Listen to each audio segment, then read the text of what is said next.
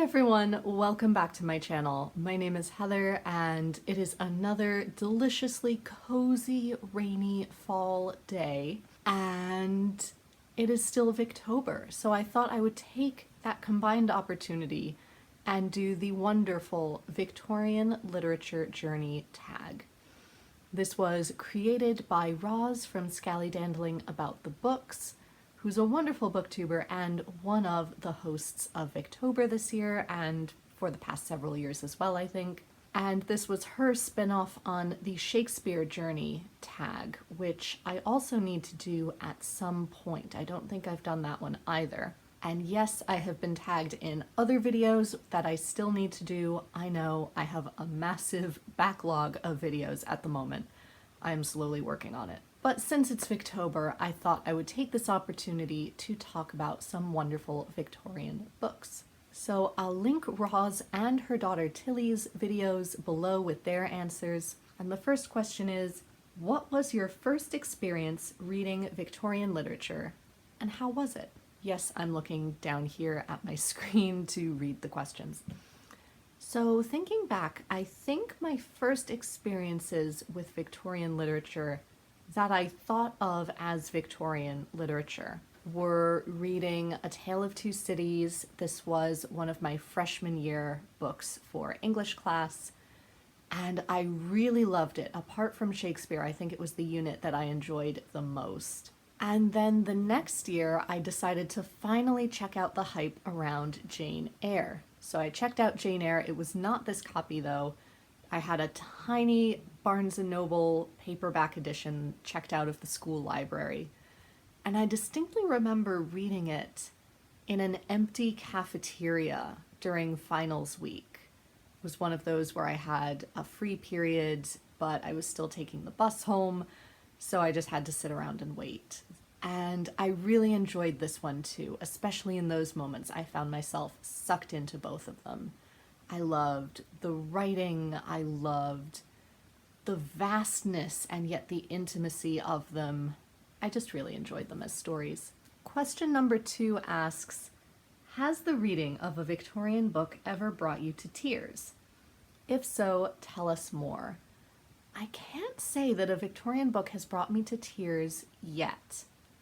Very few books make me cry, really. I'm not much of a crier while I read. Number 3 asks, are there any people who have played a significant role in your Victorian literature journey? And I have to say there are 2 distinct groups of people. One is this booktube community. Victober and the people that I follow on booktube have really pushed me to read more Victorian books and open my mind to new Victorian authors who I may not have heard of or thought about without them. And the other person is one of my college professors, my university professors, Professor Flynn. If you're out there, Professor Flynn, thank you for my senior seminar on Thomas Hardy. It was truly wonderful. I loved the books, I love Hardy as a writer. I also loved the detail and the depth of knowledge that Professor Flynn had about Hardy and the way he wrote. We read 4 novels. We read Far from the Madding Crowd, The Return of the Native, The Mayor of Casterbridge, and Tess of the D'Urbervilles. Then in the middle and in between, we also read some of his short stories and some of his poetry. And it gave a really nice, well-balanced view of Hardy as a writer. I also loved Professor Flynn as a professor. Her humor was incredible, and I still remember really funny moments that we had to this day. Question number 4 asks, do you have a favorite film or TV adaptation of a Victorian book? Or what about one that you'd like to see made?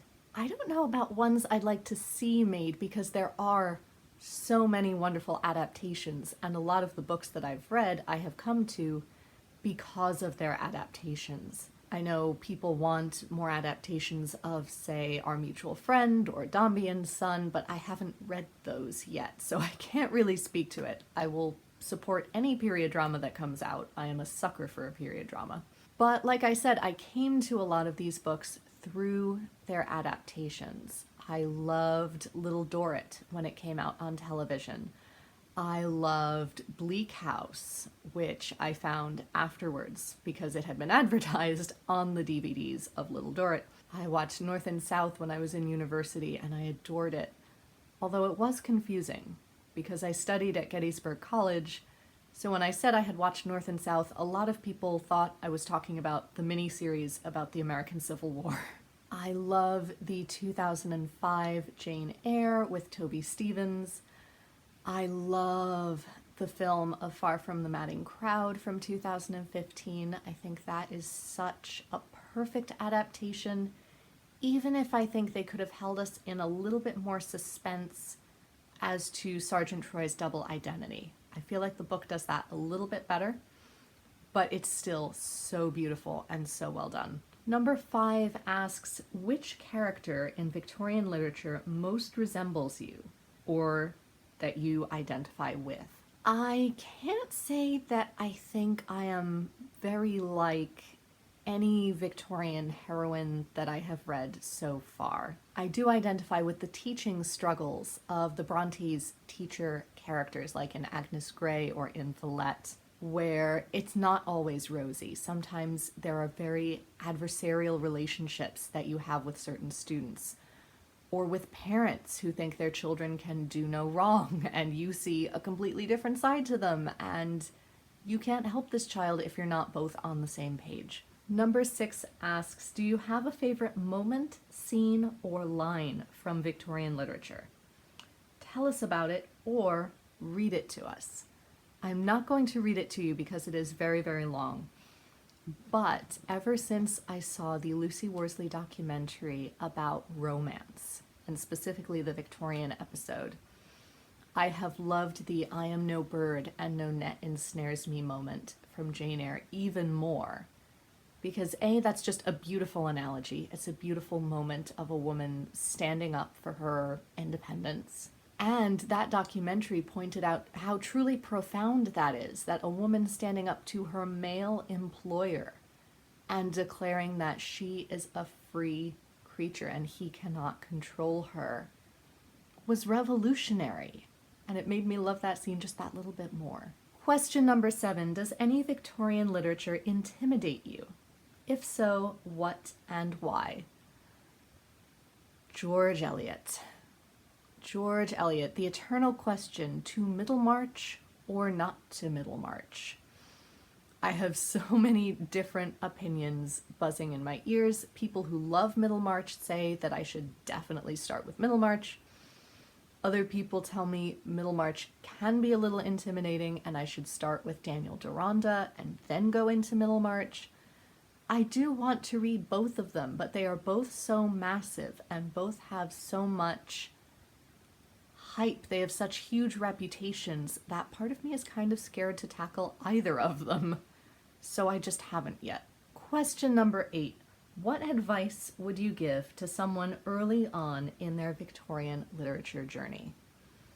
My biggest tip would have to be, don't be afraid to start with an adaptation first, provided it's a good adaptation. I say the same thing about Shakespeare, and the reason is that those of us in the classics community know that classics use a much more formal structure. The vocabulary and the language is very different from how modern novels are written. And a lot of times people need a lot more time to sink their teeth into that, to work through it, to understand what is going on. So if you've seen a good adaptation, you have a good idea of approximately how the plot is structured.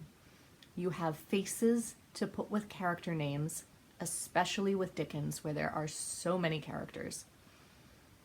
And so if you have those already sorted out for yourself, it frees up brain space to truly focus on the language, and you don't have to be figuring out who's who and what's going on and tackling the language.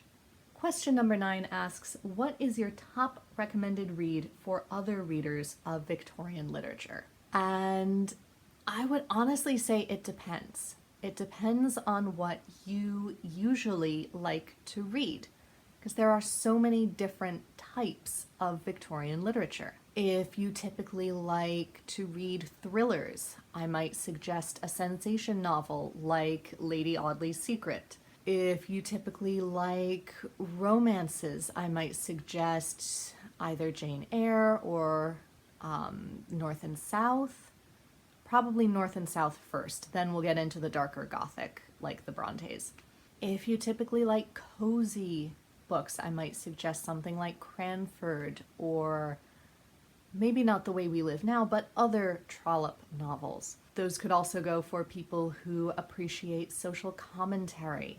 If you love reading historical fiction, the Victorians loved writing historical fiction. There are tons of novels out there, Sir Walter Scott being a prime example. So it would really depend on your typical reading taste, and I would try to find a book that matched that reading taste. Question number 10 asks me to tag other people, but those of you who have been here for a while know I never like to tag specific people. It just feels weird singling people out. So if you would also like to do this tag, please feel free to do so and credit me and or Roz, who also left an open invitation. And let me know some of your picks down below. If you don't plan on doing this tag yourself, let me know some of your opinions in the comments as well. Until next time, be safe, be well, and happy reading. Bye everyone.